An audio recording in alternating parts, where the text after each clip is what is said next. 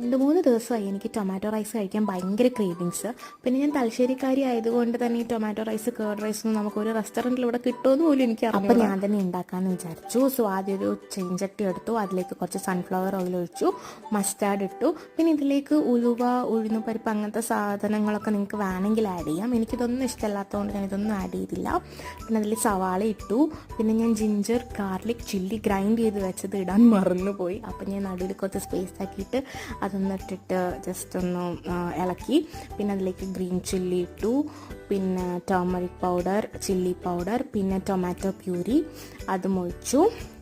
അതിനുശേഷം നന്നായിട്ടത് തിളയ്ക്കണം. അതിൻ്റെ ഒരു പച്ച ചൊയ ഉണ്ടാവാൻ പാടില്ല. പിന്നെ ഉപ്പൊക്കെ ആവശ്യത്തിനുണ്ടോ എന്ന് നോക്കണം കേട്ടോ. അതൊക്കെ എൻ്റെ അളവിന് ഇങ്ങനെ തോന്നിയ പോലെയാണ് ഞാനതൊക്കെ ഇട്ടിട്ടുണ്ടായിരുന്നത്. പിന്നെ ബസ്മതി റൈസ് ആഡ് ചെയ്തു ഞാൻ. പിന്നെ അതിലേക്ക് കൊറിയാണ്ടർ ലീവ്സും ഒരു ലെമണിൻ്റെ സ്ക്വീസും കൂടെ ചെയ്തൊഴിച്ചാൽ സംഭവം റെഡി.